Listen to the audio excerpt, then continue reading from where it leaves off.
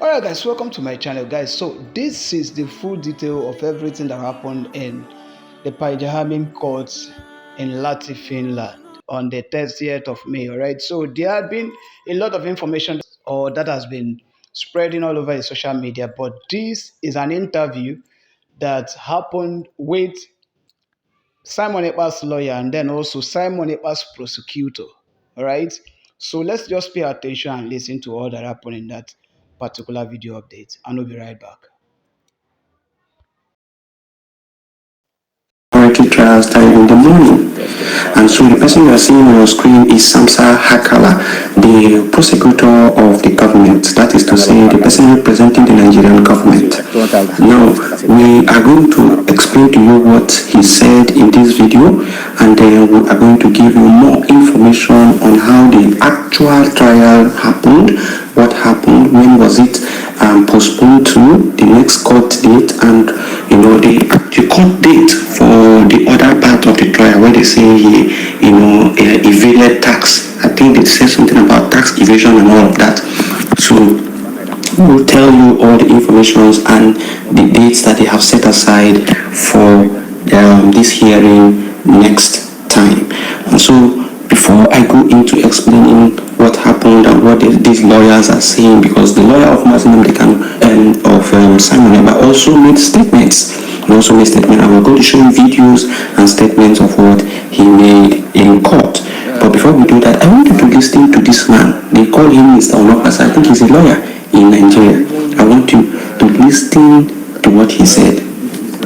In the case of Simon Ekpa, his arrest is overdue. In fact, I had even, this is classified, I had actually even encouraged that he should be shot because he was killing his fellow. You can't shoot someone without trying. Then you're alone. No, you can't. You can't. If You'd be liable if you did. No, if the person is an enemy combatant, is liable to be shot. I know the law. Yeah, what I'm saying is that you're advocating for him to be shot. No, but you have to have evidence. He's alleged to have done things. Yes, no problem. But this is just intelligence stuff. It's just a crazy, poorly educated young man. If that's in that case, I am in full support of his arrest. Now, there is a reason why I brought up this video.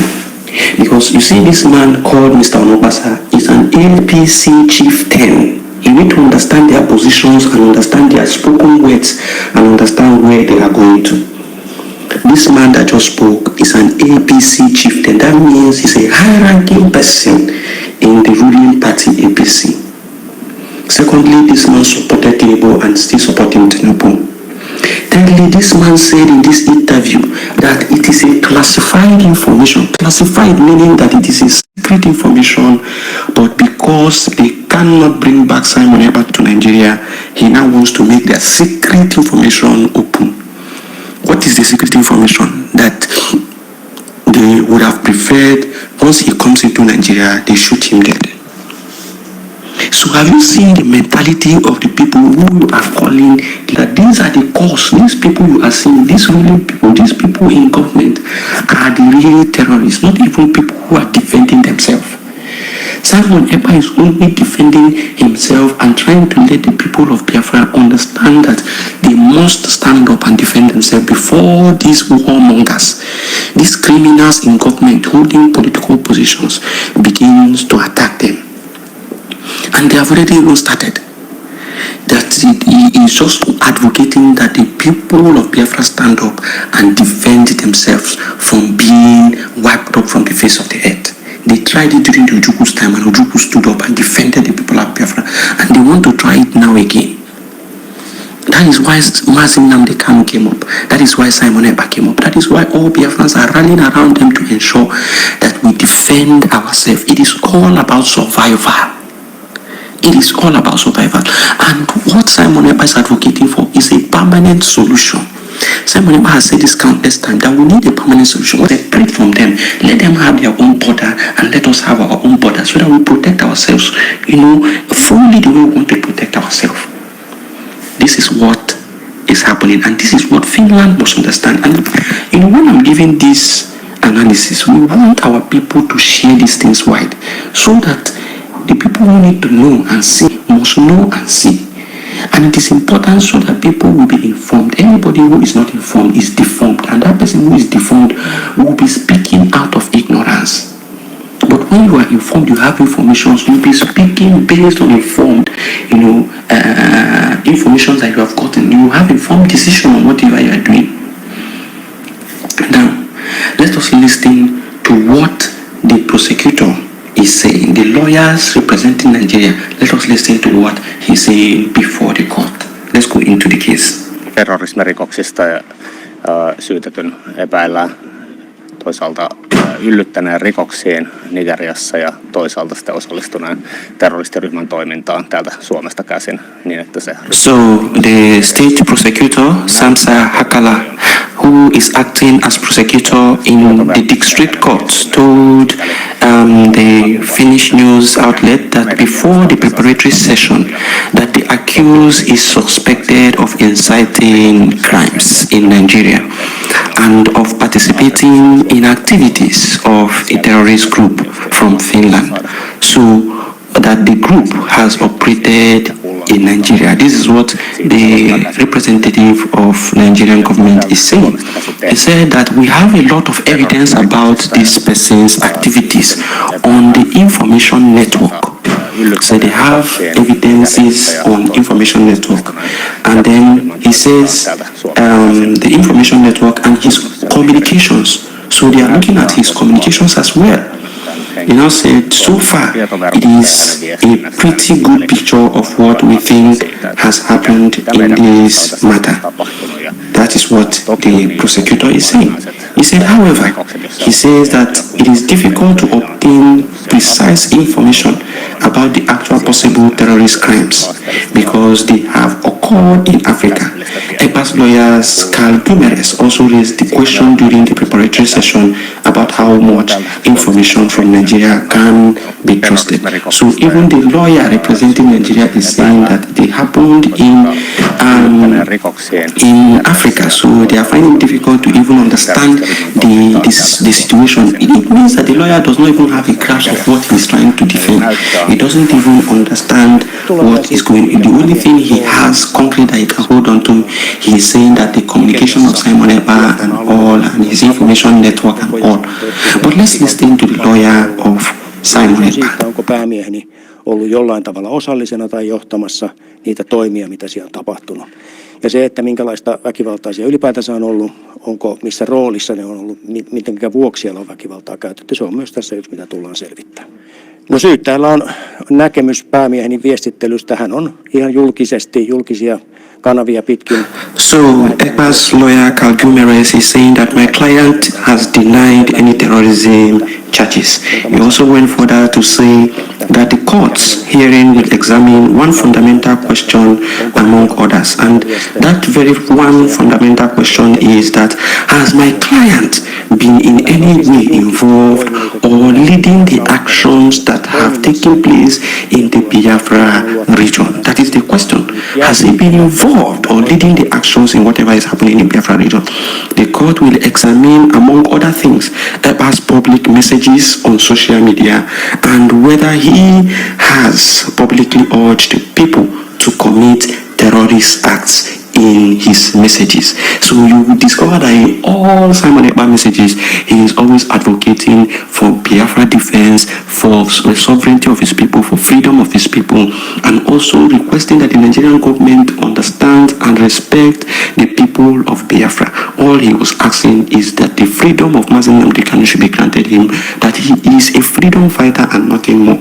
But these people do not want to listen. They want to force the Biafran people into what they are not interested in. And this goes against the law. It goes against the law. Now, let us now hear the final decision on what took place in the court, the dates for the next hearing and all. So, Ekpa'S lawyer Carl Gumeres comments on the upcoming court hearing after the preparatory section. Carl Gumeres says that Ekpa denies the terrorism charges, and in addition to the terrorism charges, Ekpa Ekpa is being tried in the district court on suspicion of aggravated tax fraud and violating the provisions of the Attorneys Act. The court will likely hear these charges in the week after midsummer. So they say that they will likely hear these charges of aggravated tax fraud in the week after midsummer. So after midsummer, a week after midsummer, it will be heard. That is when they are likely going to hear that case. Now, the hearing of the entire case began in the district court on Friday, which is May 30th. And then the preparatory session was in the morning, and the main hearing began in the afternoon. Now, at that time, there was time for evidence in which the prosecutor presented messages published by Ekpa on his X handle. So they actually had the main trial in the afternoon, and the lawyers of the Nigerian government presented Simon Ekpa's published messages on X, which is formerly Twitter.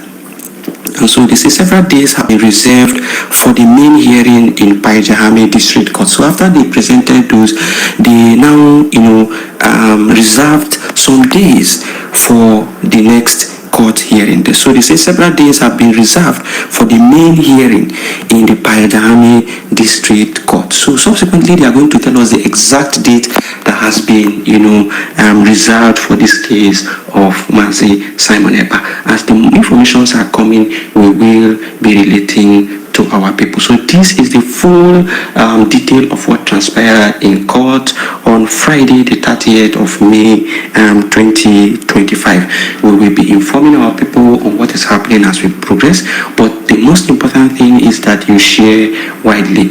Juku, Nigeria's Minister of State for Foreign Affairs and widow of the late Biafran leader, Dim Chukwuemeka Odumegu Ojukwu, has fulfilled a decades-old promise by honoring Bruce Mayrock, the 20-year-old American student who died protesting during the Civil War on May 30th, 1969.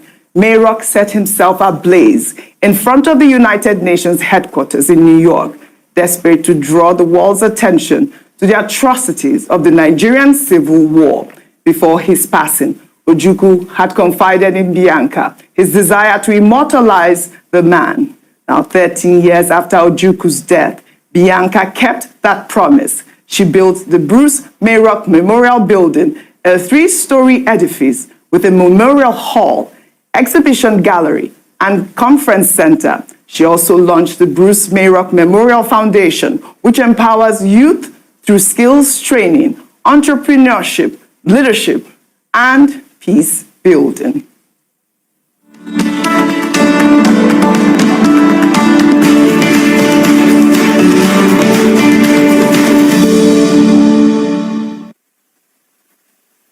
Bianca described the project as a tribute to courage and a lasting reminder of the power of one voice can have against injustice. Dr. Abati, over to you. Okay. 51 years after the end of the genocidal, fratricidal civil war in Nigeria, 1967 to May 1970. I think it's refreshing, it is enlightening, it is instructive to see that the memory has not faded. And this is what Nigerians must realize, that memory is something that is very important as part of our collective heritage. And what Mrs. Bianca Ojukwu is doing is to remind us of that part of history. Now, so this Bruce Mayrock Memorial Building is to remind us of that history. It's supposed to be a memorial building that records the history, iconic moments, and also pay tribute to this American who sacrificed himself in protest against that fratricidal war, in which over 100,000 troops died, over 2 million people were displaced. On a daily basis, over 10,000 persons were killed, and a lot of persons also suffered from malnutrition. Children, particularly. We talk about Gaza now. In Nigeria, between 1967 and 70, we had a similar situation where many children died for no reason, for a war in which they were completely hors de combat. So this is about memory, this is about history, this is about a museum that will provide education for generations to come. So I think it's a commendable initiative. But what is more important here is about Mrs. Ojuku's loyalty, commitment, devotion as a widow. One of the last wishes of Dim Odumegu Ojukwu was that he would like a memorial building to be built in honor of this gentleman, Bruce Mirock, who engaged in an act of self-immolation in identification with the people of Biafra. Now, some widows are merry widows. Once their husbands die, they just break off. But this is Bianca Odumegu Ojukwu respecting one of the last wishes of her husband and showing that even in death, she's a very faithful and loyal wife. In Nigeria, even some wives, when their husbands are alive, they are disrespectful and they are disloyal, and they don't even, hold the institution, serious. So this must be a message to all wives, to all persons in the institution of marriage. And I think that Ndigbo will be very proud of Mrs. Bianca Odumegu Ojukwu. It's not just Bruce Mirock that she's paying tribute to. She's also paying tribute to her husband. She's paying tribute to the cause of Biafra. She's also paying tribute to our collective history.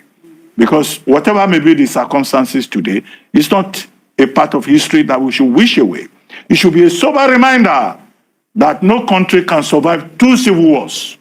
And that's why the major concern of every Nigerian should be peace and unity.